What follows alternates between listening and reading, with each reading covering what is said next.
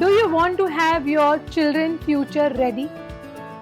If yes, watch this short video where I am going to give you 3 tips by which you can have your children ready for whatever life throws at them.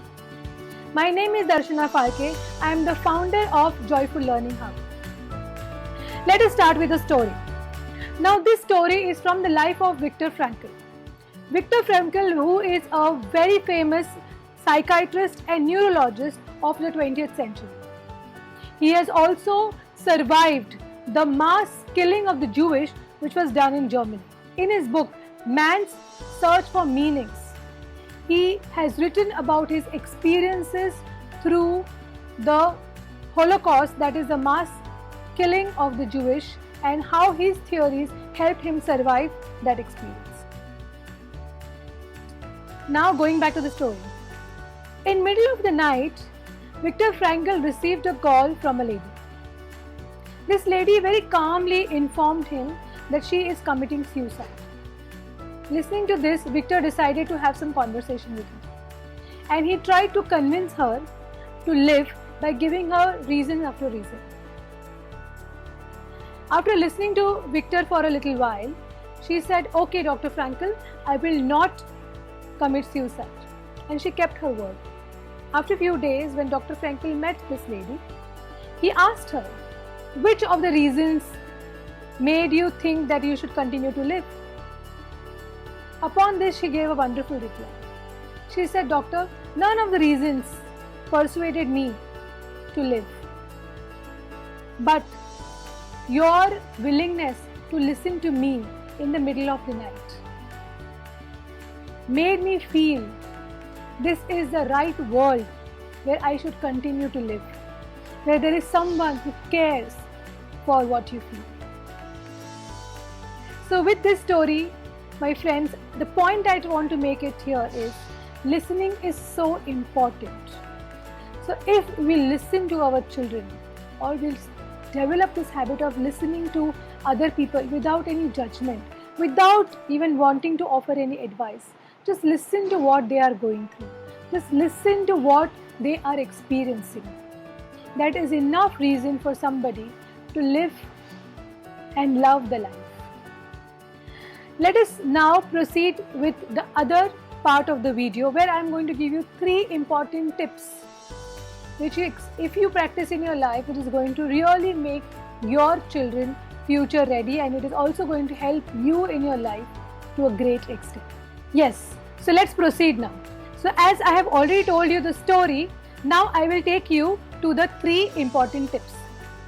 The first tip that I want you to keep in mind is every person, will live fully if he or she is able to find the real meaning or real purpose of their life. So again, this is a part of the theory developed by Viktor Frankl. Viktor Frankl has developed a very famous therapy called as logotherapy. It is based on the existential analysis. When they try to find out what is it that a human being aspires or strives to do. According to the previous theories, it was seen that every human being wants to gain power. So there was a theory on will to power. Then the second theory says that no, it is not about the power. Every human being strives to do or take actions just to have joy and to seek pleasure. So the second theory was will to pleasure.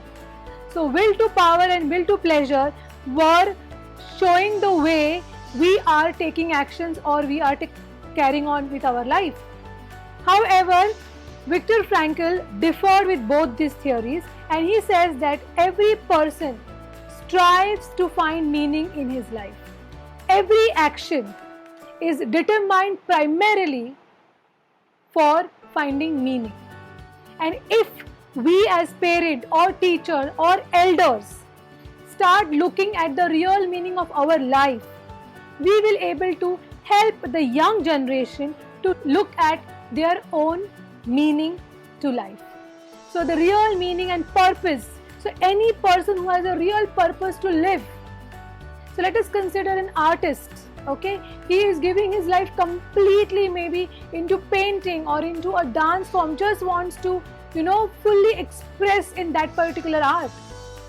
It can be a sportsman who wants to play for the country, who wants to play for their club. It can be anything that is your deepest purpose.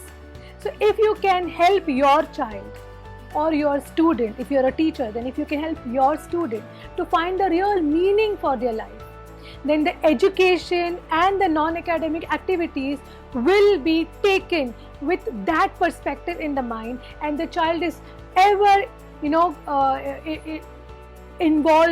in the personal growth to follow that meaning. Okay, so that is my first tip. Now the second tip is, friends, it's about the adversity quotient. We have to develop adversity quotient in the young generation. Now what is adversity quotient? So if you don't know adversity quotient, let me just take you through these 4 types of quotients. So IQ, it's a very, very famous term, intelligent quotient. Intelligent quotient definitely measures the cognitive abilities of a person, their thinking abilities, their problem solving abilities. Okay, and this really helps in the academic performance of any person, even and all students. Let us go to the next one, that is the EQ. EQ is the emotional quotient. As the name suggests, people who have high EQ, okay, are able to manage their feelings, are able to understand the feelings of others. They know why they are feeling and what they are feeling, and how they can control and take charge of their emotions. So these are stable-minded people. The next is the social quotient.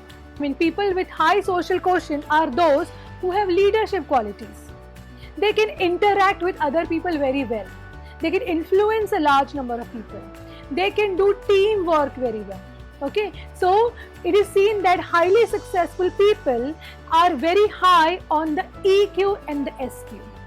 And if we want our children to be highly successful, we should start including these also in our teaching activities. If we are teachers and if we are parents, we should see how we can engage our child, okay, so that they develop their EQ and the SQ. So as I said, that highly successful people heavily depend on the EQ and the SQ. IQ is only giving you theoretical knowledge. Okay, it will help you in solving the problem, but if you don't have the emotional stability and if you cannot enforce and influence people, you will not be able to do a great deal of work. So as I told you that highly successful people have high EQ and SQ, then why do we need AQ? What is adversity quotient? Friends, highly successful people are bound to face failure. In fact, failure is a stepping stone to success, as we know. So only that they have undergone number of failures that they have emerged successful. Okay. Still, for some reason, those people do not have the high AQ. That is, if they do not have the high adversity quotient, they may collapse and may not be able to stand up again. They may not be able to bounce back again if they lack on adversity quotient. So what is adversity quotient? Adversity quotient is the ability for any person to face adversities. There are untoward experiences, there are mishaps, there might be failure in business, there might be a relationship breakdown, there might be a financial breakdown. Like you can see the market, the financial market may totally collapse. So there are adversities, and if you can bounce back from adversity, that is if you're resilient, then you can be successful multiple times. Then you are like absolutely guarded. Okay, so you may have a high EQ, high SQ, but if you have a high AQ, then you do not have to worry about your future. Your future is sorted. And imagine children with high AQ. Yes, so are you interested in knowing how you can develop the AQ of your child? So I want you to really brainstorm and find out How can a person develop adversity quotient? Of course, by facing adversities. So we have to create situations where children are facing adversities, they are facing failures. As a parent or educators or elders, we have to see that how we can give them certain tasks and of course inspire them to take that tasks on, so that they complete these tasks with great difficulty or sometimes may not be even able to complete them. Never mind. You have to show them it is okay to fail. And there are the learnings that you take from the failure are the most important, value that you get from this experience.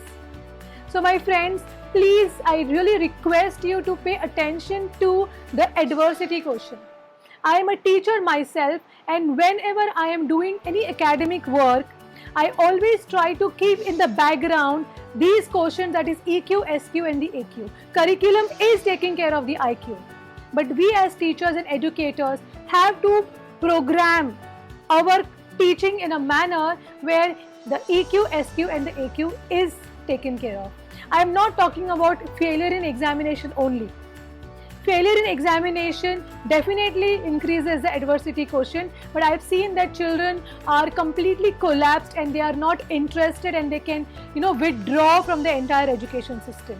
But let us start using these in, experimental work, maybe in some activities, maybe in some games that you do. Give them some responsibility of teaching a particular topic, and they may not be able to present it in front of people. There is failure.